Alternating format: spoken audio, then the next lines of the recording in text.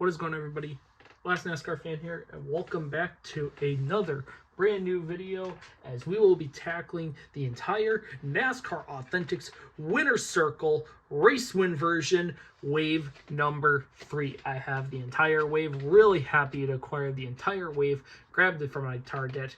Literally one of everything was available, so I grabbed one of everything. Really excited to get into this.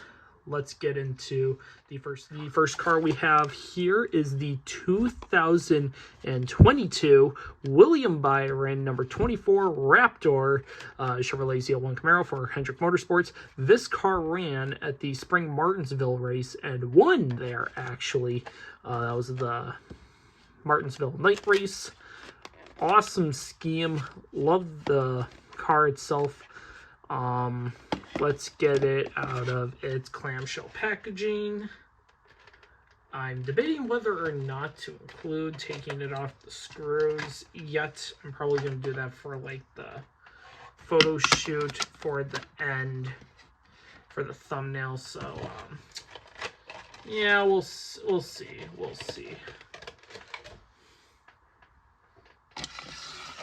But you get your collector card. Pretty cool. All your stats.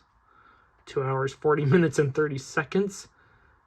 4 cautions that race. I totally forgot how the next gen really affected short tracks, especially because it's not as good as what it used to be with the Gen 6 with how the side-by-side action racing works. But this car's pretty much got everything. It's got confetti all over it. All you William Byron fans are going to love it, love it, love it. And we'll move on to the second car we have here is the Noah Gragson 2022 Talladega race win version in the Xfinity series for Junior Motorsports. Not surprised that we did get a Noah Gragson in this wave, because a lot of his race win diecasts are already out in 164, especially the 4-pack set. If you already bought it, congratulations. I haven't, because I've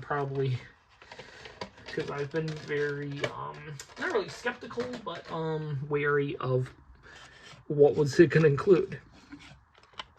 And this is pretty cool though. So AG Pro 300, everything on the back here. 2 hours 40 minutes 52 seconds, 10 cautions.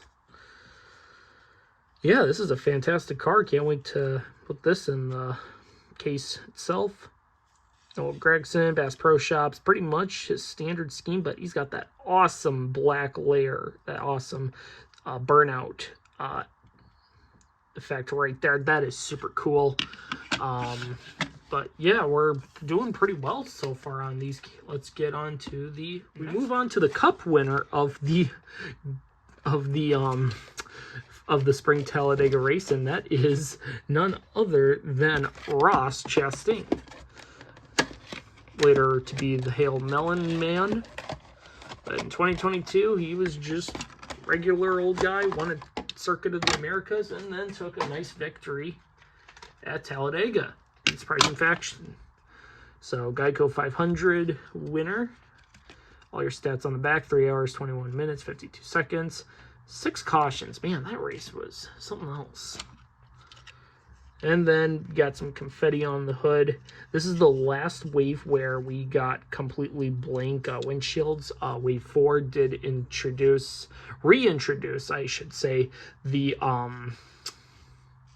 banner shield. So that will be returning. But unfortunately, from what we've seen now, is that since wave 7, but after wave 8, stickers are no longer going to be in the Authentics because of cost, which is a bunch of bullshit, I would say myself. But let's move on to the fourth car we have here. This is actually an exclusive car, and it is Josh Berry's 2022 Tire Pros Chevrolet Camaro for Junior Motorsports, a race win version from Dover. Very cool car. Really happy to see more Josh Berry die-cast be produced, especially race win versions, because they don't always make MOQ in 164. Now 124, it's a different story. Mostly everything else makes 124, but if you have a 124 164 DMP, it's kind of sad nonetheless. Once again, I am not a fan of those clamshell packaging design. Even if you put tape on it, it's just a very easy way to steal from retail, which I don't like. So a Game 200, very cool. Hour, 55 minutes. Man, that was a short race. 5 cautions for 36 laps. Good Lord. And it's got a crease. Great. But this is a very cool exclusive. Lots of confetti all around. Josh Berry fans, you are going to dig this car itself. Just make sure you have a triangle head screwdriver or a small flathead to get it off its base, if you want to like present it in a normal manner.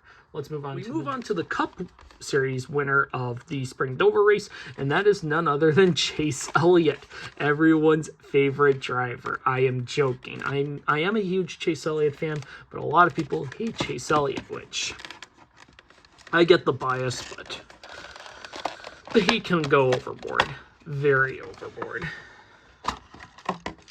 But let's get this out of here. Let's get that out of there. I hate clamshell packaging for retail, as you know why. So Dover 400, no sponsor. Very interesting.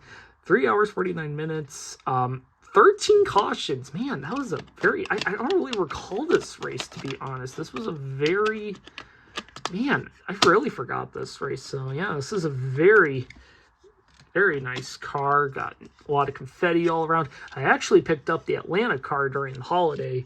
Got that for Christmas from my grandparents out in Las Vegas. So that was really nice of them to get me the Atlanta race win version. So I was really skeptical. I'm like, I don't know if I ever remember this car making an MOQ. So I think this is an exclusive also. The Josh Berry is an exclusive though. And we also have one more exclusive to go, but I'm not going to spoil that yet. But yeah, this is a very awesome race win version. Let's get on to the 6th car out of the last exclusive that we have here. We're moving on to the Darlington race win versions, and that is going to be Justin Allgaier's Hellmans Camaro for Junior Motorsports. This is a throwback to one of Dale Sr.'s older schemes. I think 1983, I'm sure.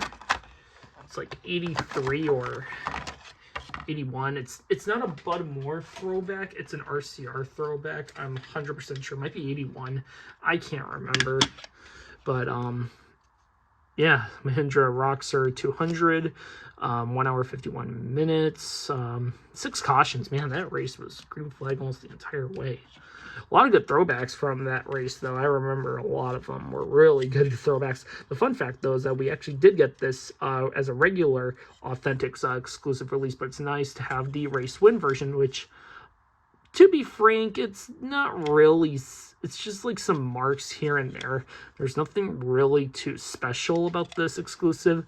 So it's a meh kind of exclusive, not as good as the Dover Josh Berry, where it has some flair to it, because I really like the printed confetti on there, because I think it's very nice. But let's move on to the 7th car we have here is the 2022 Cup Darlington winner, and that was Joey Logano. And a very interesting throwback, say nonetheless. I couldn't remember what this was to, but yeah. Let's get it out of the package. I thought it was like something to do with open wheel racing, because they did a lot of throwbacks to they were starting to do some Pennzoil throwbacks to some like F1s, some open wheel schemes, but very interesting nonetheless. Goodyear 400, 3 hours 21 minutes 32 seconds, 9 cautions, and William Byron almost won that race. Would have been really nice. Would have been nice, because that was a really good finish anyways. if you're a Logano or Byron fan, or even just a fan in general, you got to admit that was a damn good finish. And you can see why, because there's a lot of awesome marks on here. A lot of tire rubs, like right here, confetti all over, which is very nice. But I really like that tire rub right there. That's a nice detail right there. I'll give props to Lionel for doing that. But yeah, this is a very awesome race win version. Let's move on to the final car of the last car we have here. I already took it out of the package because I just didn't want to show it in the package. But we have the All-Star race win for the controversial of Ryan Blaney. And I'm just going to get that out of the way because I do not want to go over that All-Star race, because that was one of the worst All-Star races I have ever watched. Good Lord, 2022 was a horrible All-Star race. Just, why the fuck was that Texas out of all places? Everything was just bad. I mean, you had the spectacular wrecks, but that was the only memorable thing, because other than that, though, with Blaney removing his, he put his window net down because he thought he won the race, but Stenhouse barely touches the wall, and the caution came out, and then Nascar didn't tell Blaney to drop positions for slowing down, for not maintaining speed to put up his window net, because he put his window net down. So that's how this was a very big controversial All-Star race, and how it marked the end of the Texas All-Star race experiment, and why North Wilkesboro came back from the dead and took over the All-Star race itself, which I would love to see improve, especially with the package. But yeah, that's going to do it here. Thank you so much for watching. Comment, like, subscribe, hit the notification bell for brand new videos. I will see you in the next diecast review. Take care, everyone. Have a good one. Keep on collecting.